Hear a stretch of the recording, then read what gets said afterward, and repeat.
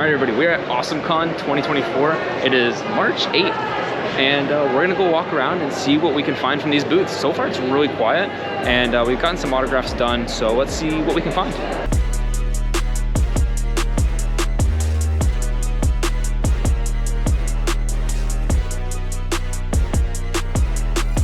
Alright, we are outside Rewind Pops, and look at these custom painted Funko Pops. I think they're supposed to be like the shinies. Yeah, this is definitely the shiny Sylveon right there. But look at how nicely done they are. Like, especially the Charizard. I really like the look of the Charizard one. And the Diamond Leia actually looks really, really good. But we'll take a look inside and see if they have any pops that pique our interests. Interest peak, guys. Look at this. Freddy Funko as Lieutenant Gordon. Not a bad price either. $125 US. Let's see what else they have around here. Moth and Ladybug. That's kind of a hard pop to come across. Signed P2, but nothing as cool as Lieutenant Gordon. Ooh, they have Belgian Barf. But Lieutenant Gordon was the coolest. So the only other interesting pops that they say they have is the Box Lunch Merrick, Autobot Drift, and K3PO Barnes & Noble. Now, I'm not saying that these are like cool pops or like hard to find pops. I just think that personally, in my own opinion, that they are the coolest ones because, you know, my opinion. Also, they have the Doom Marine, which is really cool. You don't see the Doom Marine very often. There's like 7 different variants of it, but overall, he's just a cool pop to have and just see.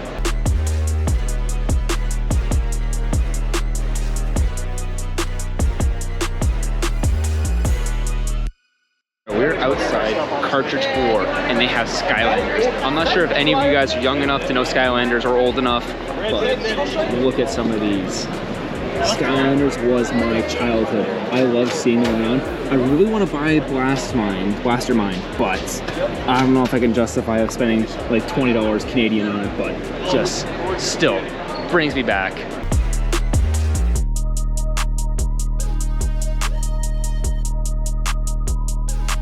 Now we are standing outside Boxwood, and look at this custom snowboard. The artwork on this is absolutely nuts. So skateboards over here, but the snowboard, beyond insane.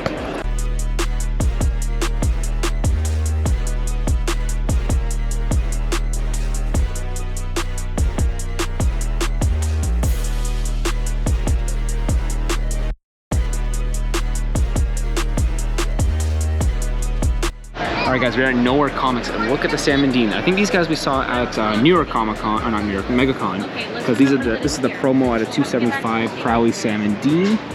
So just wanted to show that again because it is just an absolutely crazy piece.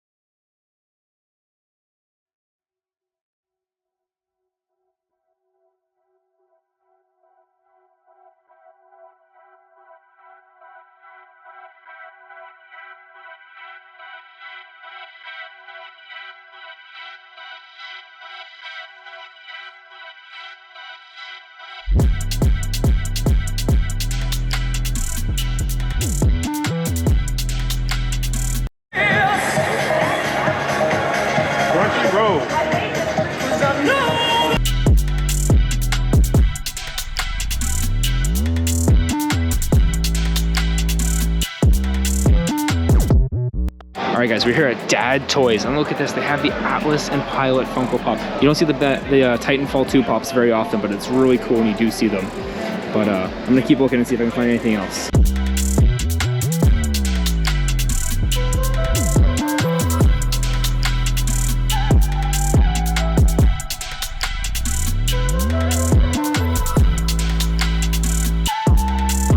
Alright, so they also have this thing called Hot Wheels Redline, which is like a car club for Hot Wheels almost, but look at these. Yes, that's really nice. Oh yeah, I'll rock it.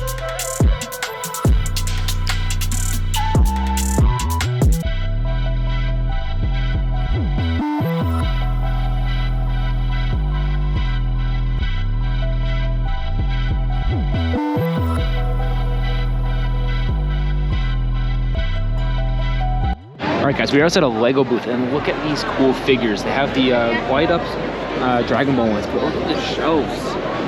I've never seen a Lego booth so absolutely full. All these Naruto characters down here, just absolutely insane. We'll go to the other side and see what we get.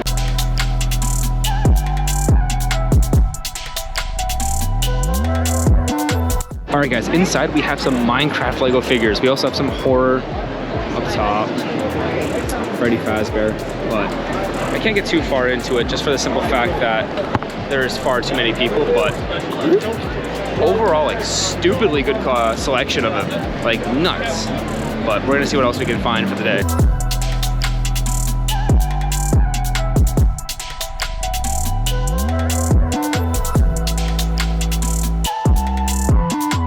Alright guys, we're at the Eternal Forge, and they have these Anakin Skywalker Walgreens for $20. You never see this for these prices, so I'm gonna buy one.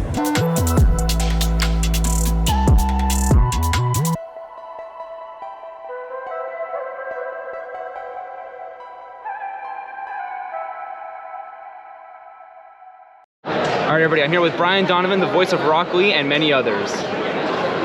So, Brian, what actually got you into voice acting? What got me into voice acting? That's a great question. So when I was in college, I went to a university in Cleveland, and they had an opportunity to be on the radio station. And I thought that sounded super cool.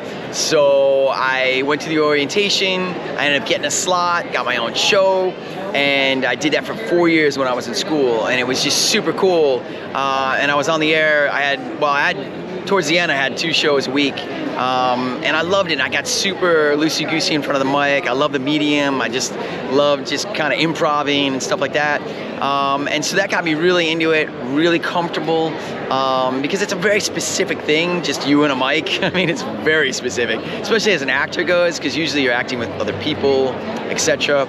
But anyway, from that experience, I delivered a car out to Los Angeles in 1990 and passed out my reel, which was basically splice and dice of the work I did on the radio. And I'd hoped, fingers crossed, that a casting director and agent would see it. And that's kind of what happened. About 6 months after I moved there, casting director said, "Hey, I got one line in a McDonald's commercial. I always like trying new actors. It's yours if you want." And I was like, "Wow." Anyway, the rest, as they say, is history. It seems like it worked out pretty well for you. Worked out pretty well. Yeah, I mean, it's been an awesome ride. I've been doing it for 34 years professionally, and it's been pretty awesome. I mean, look, right now I'm at Awesomecon, and you can see all those people. Kind of cool, and they're celebrating like things that I've done. So yeah, as a performer, as an actor, like, it's a gift. It's a real gift. So who was the first character you played? The first in anime or for like in general? The first character I played. That's a good. Psych, everybody. Okay, so Brian Donovan's interview was actually like 10 minutes long. So that'll be in another video coming up very, very, very soon. So please stay tuned for that.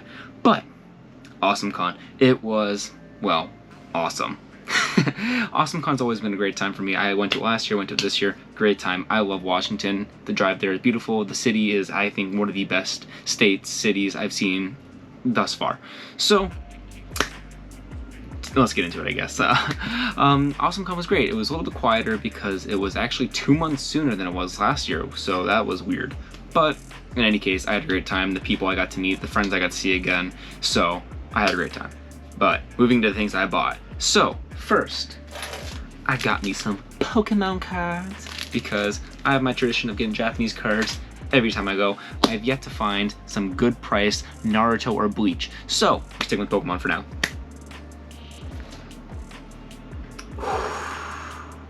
$20 US.